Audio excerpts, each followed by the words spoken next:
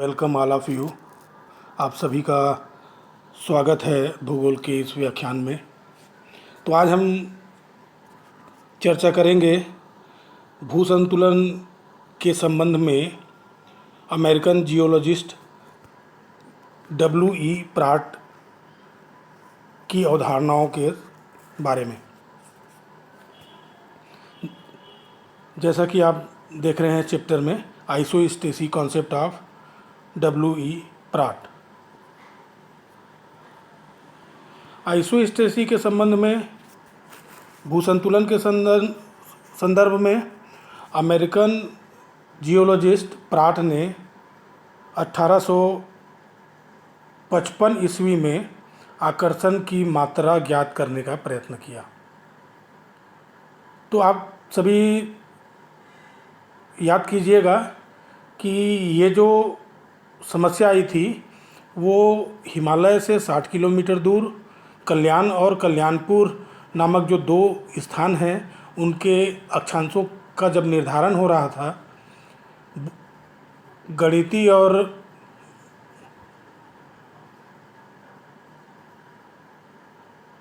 तो उस अक्षांश निर्धारण में डिफरेंस आ रहा था, अंतर आ रहा था 5.236 इंच का। इसी समस्या के समाधान के संदर्भ में इस सिद्धांत का जन्म हुआ भारत में। तो प्राट महोदय ने आकर्षण की मात्रा ज्ञात करने का प्रयत्न किया। उस समय ये कहा गया कि हिमालय अपने आकर्षण का प्रयोग कर रहा है, इसलिए ये अंतर आ रहा है। एरी साहब का कहना था। जब वो ये कैलकुलेशन प्राट साहब ने किया तो उन्होंने अपने कैलकुलेशन में बताया कि ये अंतर तो और ज़्यादा आना चाहिए, ये तो कम है।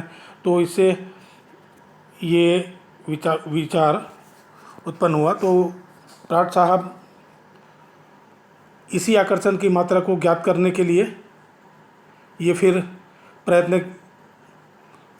प्रारंभ हुआ। इनके अनुसार, प्राट के अनुसार पर्वतीय भागों का घनत्व पृथ्वी की क्रस्ट जो ऊपरी परत है के शैलों के घनत्व के समान होना चाहिए और उनका घनत्व 2.7 होता है। अतः पर्वतों का जो झुकाव अभी वो 5.236 आकर्षण बता रहा था, तो उससे ज़्यादा होना चाहिए, वास्तविक झुकाव और ज़्यादा होना चाहिए। इस संदर्भ में उनकी धारणा थी कि पर्वतों का या तो अनुमानित घनत्व सही नहीं है और वे बहुत हल्के हैं। दूसरा, पर्वत एवं ऊंचे भागों के नीचे अधिक पदार्थ के कारण धरातल के नीचे घनत्व की कमी के कारण संतुलन हो जाता है। प्राट ने हिमालय के चट्टानों और समीपवर्ती जो क्षेत्र है कल्याण और कल्याणपुर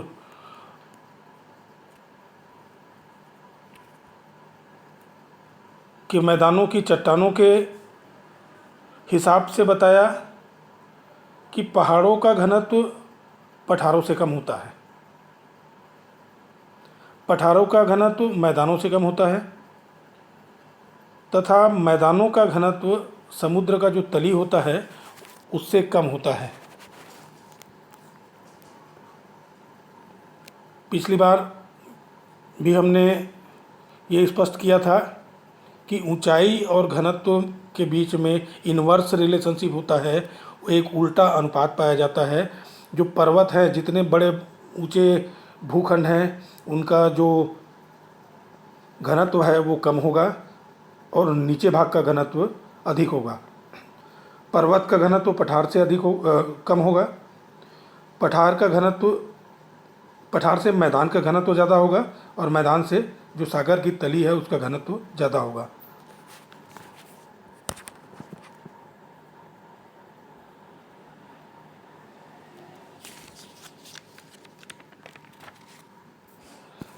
प्राट के अनुसार एक क्षतिपूर्ति का तल होता है जिसको लेवल ऑफ कंपनसेशन कहते हैं, जिसके ऊपर घनत्व में अंतर पाया जाता है लेकिन नीचे घनत्व समान होता है। विभिन्न ऊंचाई के अलग अलग स्तंभों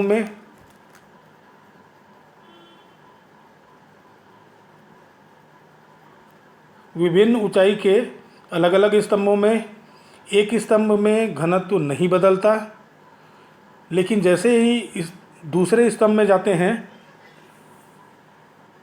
तो दूसरे स्तंभ में घनत्व में अंतर पाया जाता है।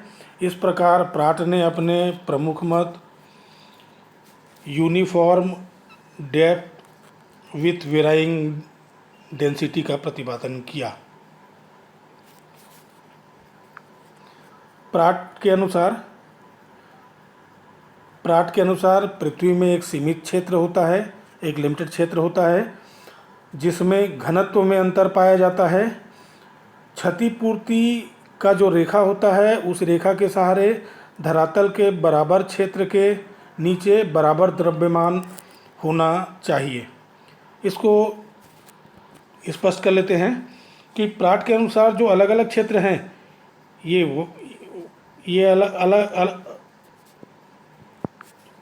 प्राट के अनुसार जो अलग अलग क्षेत्र हैं, ये हो गया पहला क्षेत्र और ये हो गया दूसरा क्षेत्र। ये अलग अलग क्षेत्रों में जो सीमित क्षेत्र है उसमें घनत्व में अंतर पाया जाएगा, घनत्व में अंतर पाया जाता है। इसका घनत्व कम होगा और इसका घनत्व ज़्यादा होगा ऊंचाई के हिसाब से। जिसकी ऊंचाई कम होगी घनत्व ज़्यादा होगा, जिसकी ऊंचाई ज़्यादा होगी घनत्व कम होगा।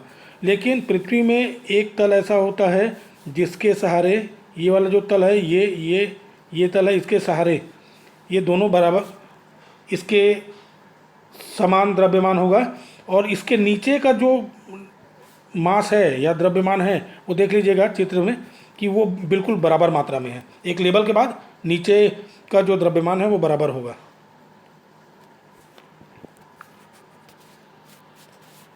इस चित्र पर नज़र डालिएगा।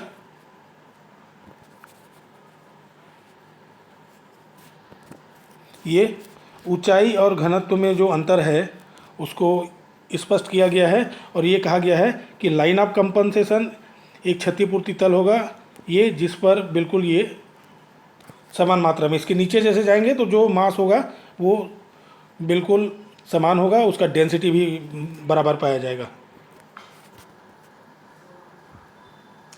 प्लाट महोदय का जो संकल्पना है वो प्लवन के नियम पर आधारित नहीं है, जैसा कि एरी महोदय का जो संकल्पना था वो प्लवन के नियम पर आधारित था। प्राट का जो संकल्पना है आइसोस्टेसी के संबंध में वो क्षतिपूर्ति तल के नियम लॉ ऑफ कंपनसेशन पर आधारित है। प्राट ने स्पष्ट किया कि पृथ्वी के विभिन्न उच्चावच इसलिए स्थिर है कि उनके घनत्व में अंतर होता है। इनका भार पृथ्वी के अंतरतम में एक रेखा के सहारे बराबर होता है। इस संकल्पना को प्रमाणित करने के लिए उन्होंने एक प्रयोग किया, प्रयोग का सहारा लिया और इस चित्र में उसे समझा जा सकता है।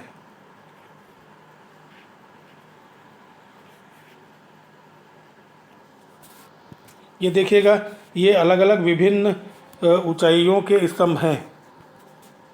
ये विभिन्न ऊंचाइयों के अलग अलग स्तंभ हैं, अलग अलग ऊंचाई है ये।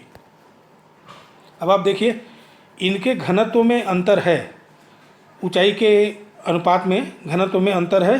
जिनकी ऊंचाई ज़्यादा है उनका घनत्व कम है और जिनकी ऊंचाई कम है उनका घनत्व अधिक है।